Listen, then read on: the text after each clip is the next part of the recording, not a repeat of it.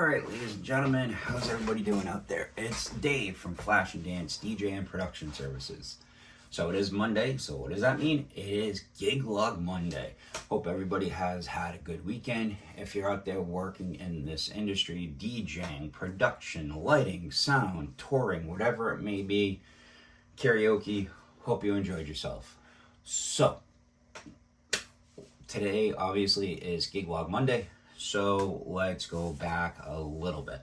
We're going to go back to the 17th, the 18th, and the 20th. So at the Jetty, the owner has this string of cover bands, which is awesome. He's bringing in all different kinds. The one I worked with, so that weekend, I wasn't sure exactly if I was doing Friday or Saturday, way back when I was making the idea of restarting my channel. So anyway, so that weekend, I wasn't sure if I was doing Friday or Saturday. Well, when I found out I didn't have to do Friday, I found out a new band that is actually from Boston called Major Moment. They were playing up, they had played Platinum City Gaming, which isn't too far from me. That's in Taunton. That's only like 15, 20 minutes, depending upon which end of the city you're going to. And I was booked that night, so I couldn't go to that show. And then I found out they were playing in Norwood at the Magic Room. And tickets were only like $25 to get in. They were playing with Scarecrow Hill. I was like, oh, this is going to be awesome. I can go to that. So then, I had started talking to my wife a little bit. And she goes, I wish this was a little bit closer to home. And then all of a sudden, I found out around 1 o'clock due to something at the venue. Don't know what it was. They canceled the show. So then I turn around and I tell my wife, hey, by the way, you're in luck. The show's canceled. I'm just going to go to the Lakeville Country Club since I'm doing karaoke there. I'm going to go hang out. And she goes, I'd rather you go there. I said, okay, no problem. So I went there, hung out for a while.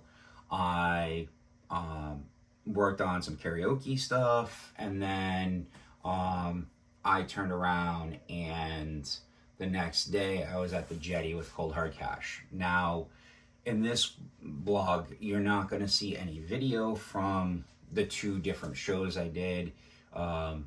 There's multiple reasons why. One is when you're dealing with things such as tribute acts, you have to be very careful with putting videos of the band, their music, things like that, because the people they are trying to represent are named artists. This particular time it was Cold Hard Cash, so that means it is a Johnny Cash tribute.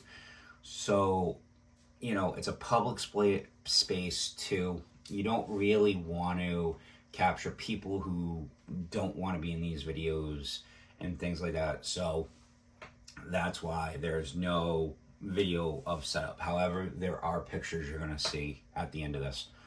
And then the second one was Gavin Adcock at Moonshine Alley down in Providence, which happened on the 20th, which was Monday.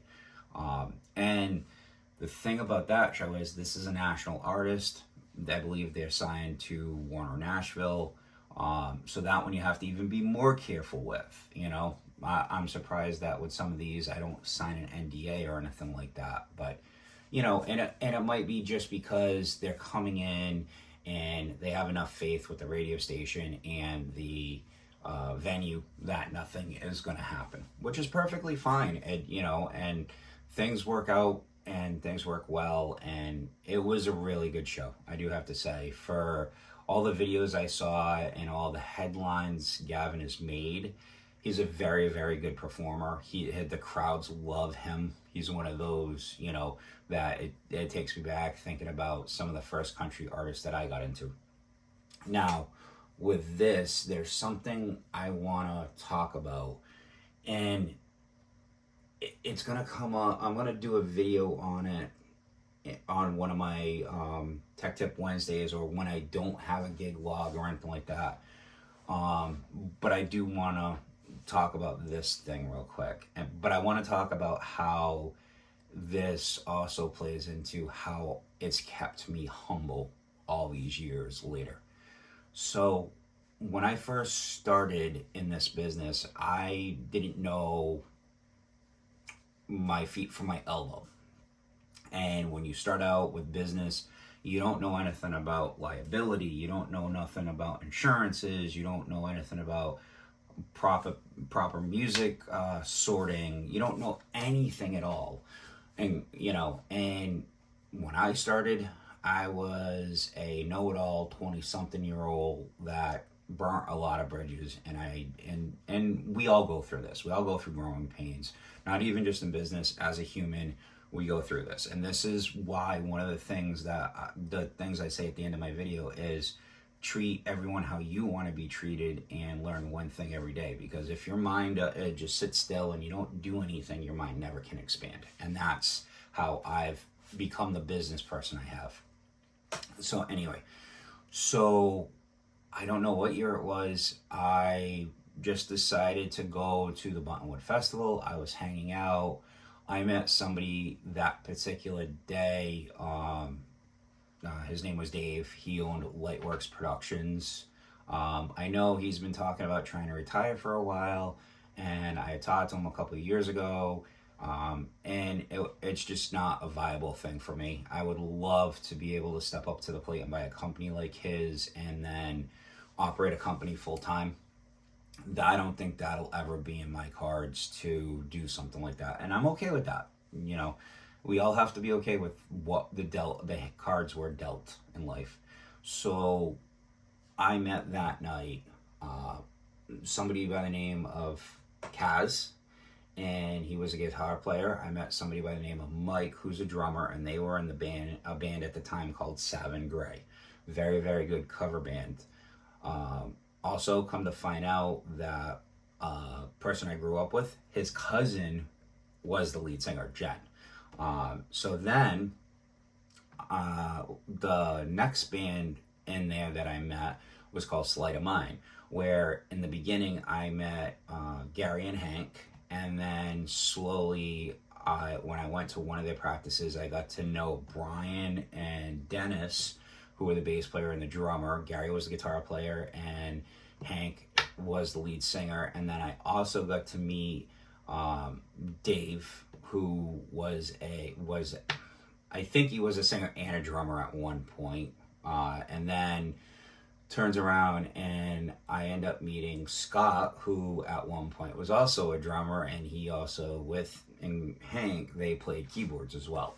So now, I started hanging out with them for a while, started working with them, doing some shows here and there, and then turned around and basically got into the DJ thing, got into the band thing, went back and forth for a long time. And then I'd say shortly after the pandemic, Hank introduced me to somebody by the name of Americo. He owned Cat Sound. It was based out of Acushnet, Mass. He's still a good friend of mine to this day. He's moved to Florida, him and his wife Charlene. They are really, really awesome people. They moved down down towards the Daytona Beach area. I helped them move down there, I think it was a year or two ago. Anyway, the reason why I'm mentioning this is if it wasn't for my relationship with Hank and him introducing me to Americo, I would have never met Americo's brother, Bob. Bob founded a really, really awesome tribute called Redneck Castaway Band. They were known as the No Shoes Nation Band. Now, here's the thing. That is Kenny Chesney's thing.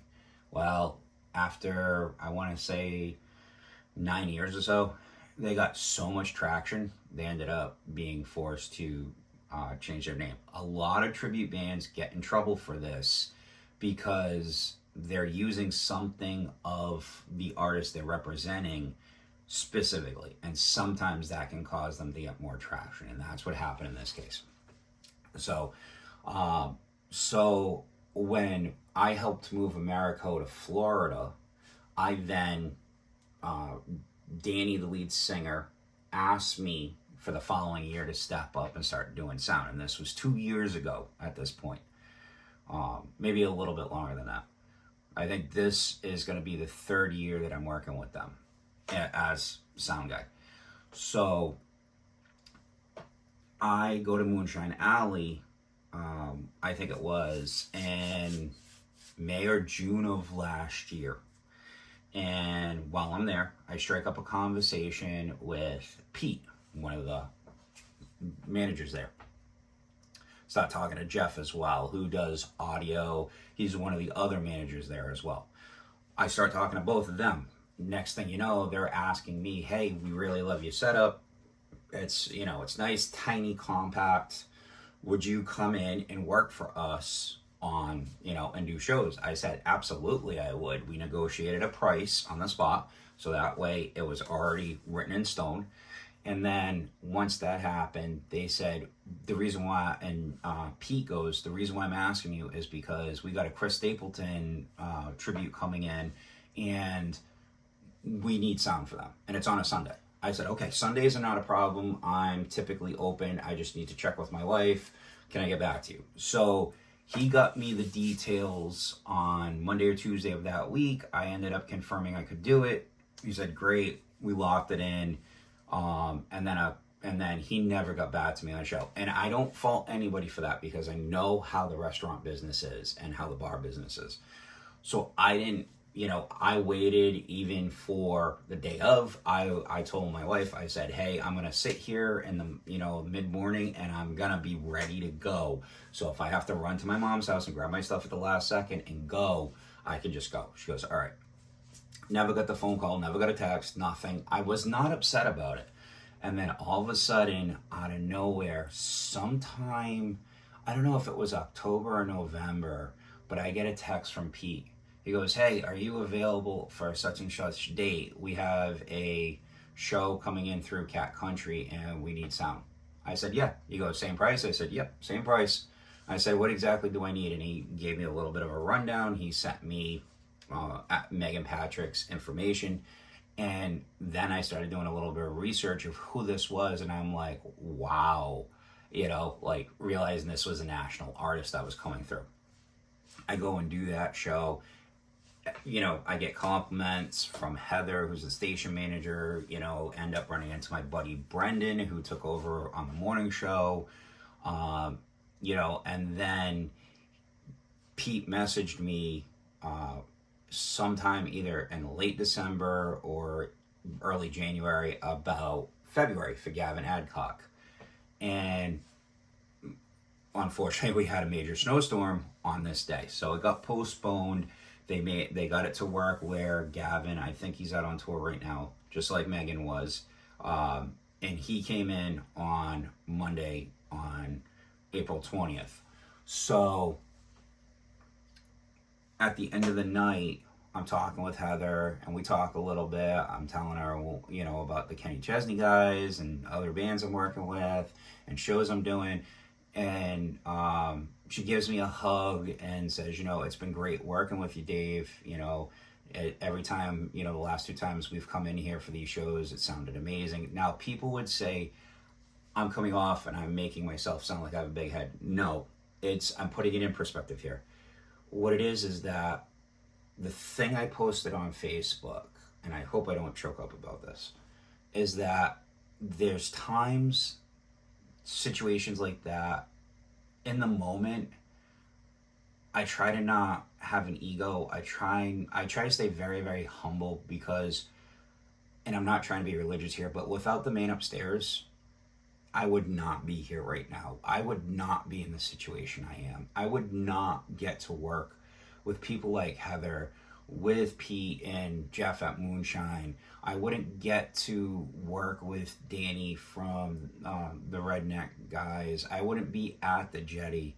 My wife, my mom, everybody in my life, my friend George, they wouldn't be here right now if it wasn't for that person.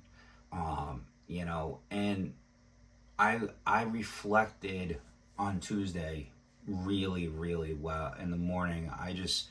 I sat back and I was thinking about it, and I'm like, man, 6 to 8 months ago, would I have even been in the position I am right now? I am one lucky guy.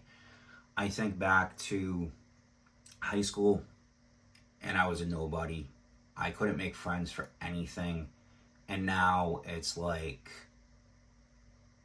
You know, it's just one of those things, like, you think about it and it's like, wow, where did this come from? Like, and the only thing I can say is that I've always been curious about things, and my uncle at a very young age turned me on to music, and I will never forget the first time looking, like, I helped him do my cousin, God rest her soul, who's passed away.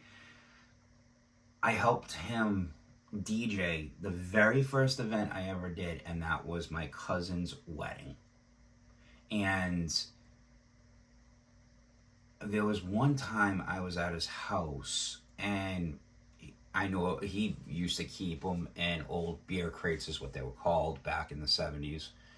And I noticed this, like, a milk crate, a very narrow, wide milk crate that had a bunch of albums in them. And I asked him, I said, hey, can I pull some of these out and just look at them? And all of a sudden I pull out this one album, and mind you, I'm like, I don't know, 10, 11 years old, you know, and you hear names when you're young. You don't really know these names well. And you just hear things in the news or whatever, and you don't really understand why they're being talked about in the way they are. So, anyway, I pull out, and this still blows my mind, and I wish I would have known where it was, because I think it was the original pressing of the album, Black Sabbath's Master of Reality. And I put it back in the crate it was in. I go over and ask my uncle, I go, hey, do you need me? He goes, no, why? I go, I'm going to go upstairs, and I want to go, and I found an album I want to listen to. And all it was a black cover, said Master of Reality in purple on it, and Black Sabbath was in black across it. And, you know, and I just put it on. And I've always been of the opinion that if you're going to listen to music in that kind of way, you listen to it softly. You don't crank it up. Sure, there's times we want to do that, but I sat there and I sat on the couch and I listened to it, and I was just so amazed at what it was. And at the time, my uncle was a big country fan, so that's where my love of country comes from, is from him. Plus, never mind that I was born in Beaumont, Texas. That's another story. But anyway, and I know I'm rambling here a little bit, but the whole thing is, if it wasn't for him way back then turning me on to music, I wouldn't be here talking to you through my phone, talking about what I'm using with Waves plugins, what I'm doing for gigs, all these different events I'm doing, working with Gavin Adcock, working with Megan Patrick, working with the Redneck guys, working with Red Solo Cup, working at the Jetty with with the owner and the Tim the sound guy.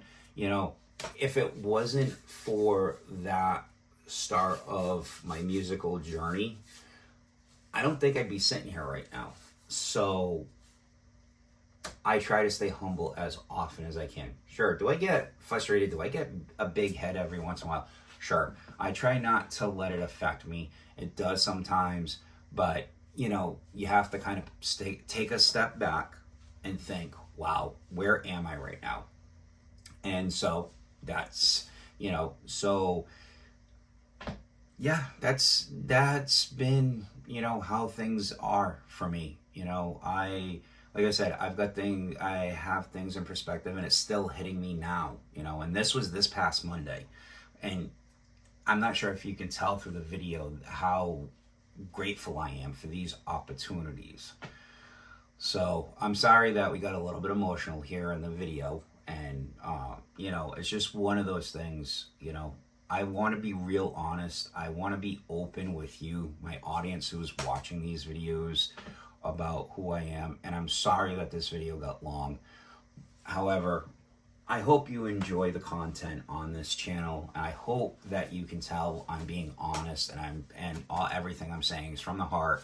I'm just a simple guy based in Massachusetts who just wants to be honest and talk to people. And you know, I enjoy just talking to people about shop, whether it be DJing, music, live sound, consoles, plugins, different softwares. Like right now, my biggest thing is I'm looking into possibly a karaoke songbook, even though I don't necessarily need it because we're computerized. It's just one of those ideas in the back of your mind. You got different ideas that always float around in this little noggin. So anyway, I digress. So with that being said, I'm going to say I hope you enjoy these pictures that I'm about to put in here. And I will see everybody on Wednesday for Tech Tip Wednesday. This Wednesday, I am going to go through my bass channels. You're going to see inside of Wave Super Rack Performer, I max out my rack, and people would say, Dave, you're a plugin hound. I am a plugin hound. I will openly honest admit that. But it's because now that I have the capability of doing this, like touring engineering,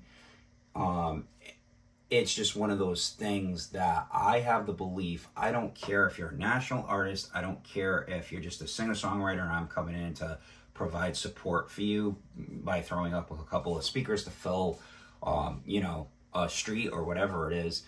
I believe that every musician who's out there, whether good, bad, or indifferent, they all deserve the best that they can get. Take that for what it's worth. Sometimes it is a detriment. Sometimes I stretch myself in a way I shouldn't, but it is what it is. So next week we're going to talk about the bass channels, and this way everybody can see how I do that, and everything will be good on that respect. And then after that, we've got the guitars that I got to do. I already went over vocals. And then I'm going to do a wrap-up video on my thoughts and how, going from somebody who wasn't using Waves for the longest time to now using Waves, and in all my different shows that I do, how each way I do things, they evolve. And it's a never evolving. It's a living and breathing thing as far as I'm concerned with Waves. Anyway, treat everybody how you want to be treated. And don't forget, like, subscribe, comment, send me messages, find me on all social media. And as I said, treat everybody the way you want to be treated. And don't forget, learn one thing every day. I'll see you on Wednesday.